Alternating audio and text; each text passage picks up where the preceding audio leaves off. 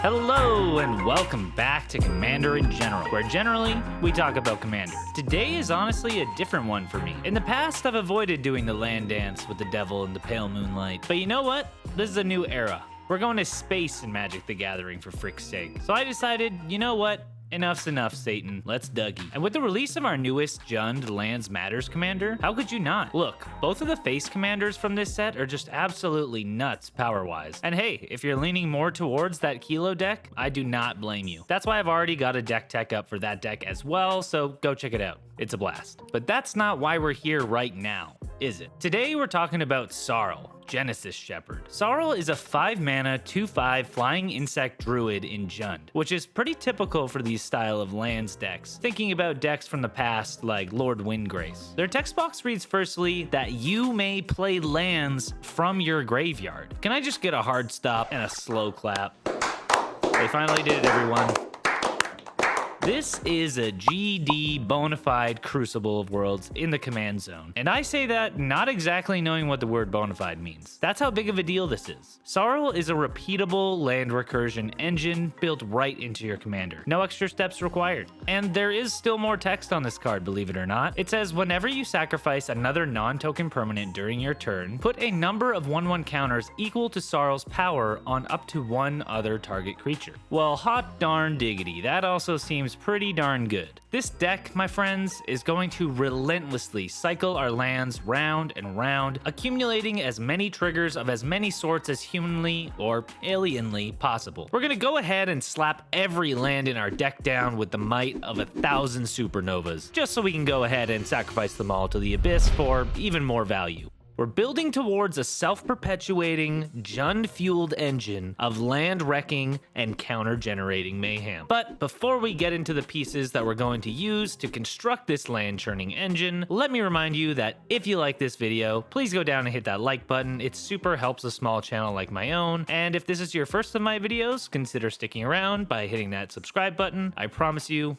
won't regret it. But enough pleasantries, let's talk game plan. All right, so what do we need to make this baby hum like a swarm of space locusts? Well, we're gonna need a few things. Firstly, we're gonna need a ton of lands, which obviously means tons of ramps. The next half of that is that we're going to need ways of sacrificing those lands. Sometimes this is on the lands themselves, and sometimes this is from some tertiary source. Our commander is going to let us play those lands from the graveyard. But of course, we always want to build in some redundancies. And lastly, we're going to want to stack triggers at every step of that land playing and sacking cycle that are either giving us some advantage or helping us put an end to our opponents. But ultimately, what our commander wants to build towards is just having some huge creatures by stacking up those 1/1 counters and then just swinging with them. So being that they are the main event of this deck, let's start with those lands. One of the best parts about building a lands deck that wants to sacrifice lands is that there are just so many lands out there just chomping at the bit to be thrown in the trash in the first place. Of course, the first ones that are probably on your mind are the fetch lands. Fetch lands are fantastic because when played over and over from our graveyard, we're also going to be thinning our deck so that as the game goes on, we end up grabbing all of those lands from our deck and ensuring that when we do draw cards, they're going to be more of what we need. And I would say that even lots of the less traditional fetch lands are going to work great for us, like Blighted Woodland that looks for 2 basics,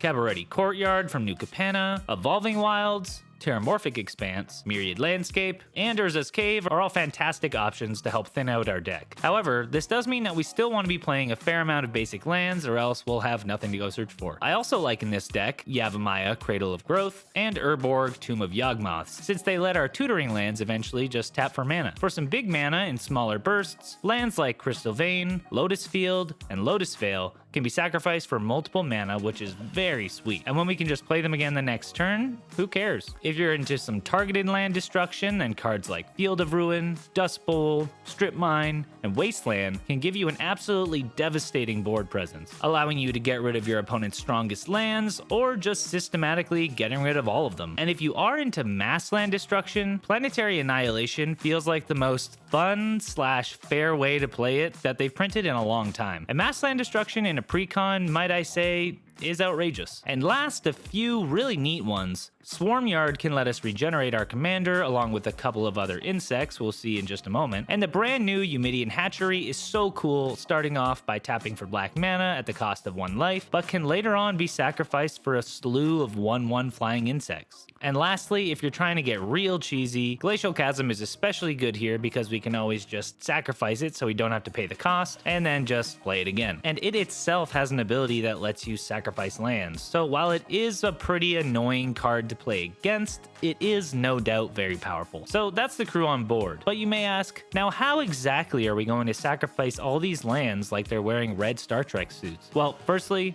if you speak out of turn again to your commanding officer like that, I'll have you launched from the air dock.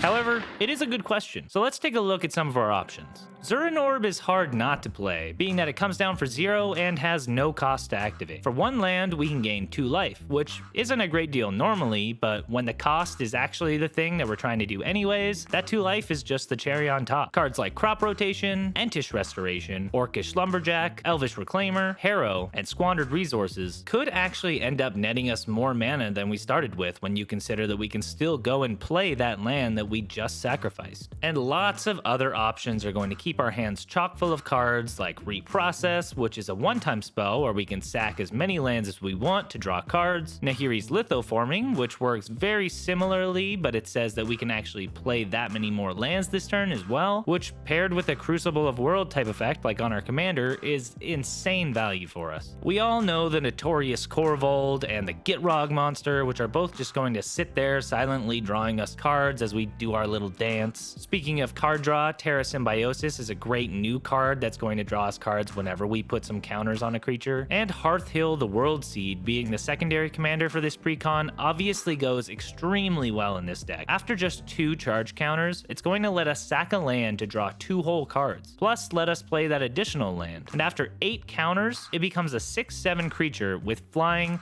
vigilance, and haste, and also drains our opponents whenever we sack lands. So this thing is a force to be reckoned with. Another new one we have here is Evendo Brush Razor, which not only lets us sack a land for 2 red mana, but also gives us impulsive draw whenever we sacrifice a non-token permanent. Lastly, Sylvan Safekeeper is really a nice one for the protection in a pinch, and it comes down at a measly 1 mana. And for an extra 2 mana, we can instead get ourselves an Army of Ants, which is super fitting for this commander. Army of Ants lets us sack lands to destroy other lands, which once again, if you want to be super mean, is a great option. Now, of course, sacking all these lands just to be able to play them back is great. However, you never want to rely entirely on your commander because they may not always be around. So playing some more of these types of effects could really save our Thorax. Crucible of Worlds and Ramunap Excavator are definitely the easiest includes, but there are some really interesting options out there as well, like Conduit of Worlds, which has the added ability of letting us cast spells from our graveyard, Splendid Reclamation, which just brings them all back at the same time, Life from the Loam, which has the added benefit of having that dredge on it so we can help fill our yard with more lands, Zask, Skittering Swarmlord, who additionally lets us play bugs from our graveyard, and we can buff up other bugs to give them Death Touch, and lastly, a new one here that is just absolutely crazy, Icetill Explorer, which for 4 mana will let us play an additional land on each of our turns, play lands from our graveyard, and help us fill the graveyard since it has that additional landfall trigger that makes us mill 1 every time a land enters. Now, we've seen already a theme with a few of these cards that we looked at early on, letting us play multiple lands per turn. This is pretty crucial if we're going to want to be able to cycle our lands more than just once a turn. So cards like Exploration, Explore, Wayward Swordtooth, Oracle of Moldiah, Mina and Den Wildborn, Loot, Exuberant Explorer, Dryad of the Elysian Grove, Azusa, Lost But Seeking, and our new addition to this category, Exploration Broodship, which at 3 counters lets us play an additional land per turn, and at 8 counters lets us sacrifice a land to play a single permanent from our graveyard that turn. I do actually really like this one. And going back to Oracle of Moldiah for a second, we do touch on something else that could help us play a ton more lands. The ability to play lands from the top of our deck. This unlocks a 3rd area for us to be pulling more and more lands from. The first being our hand,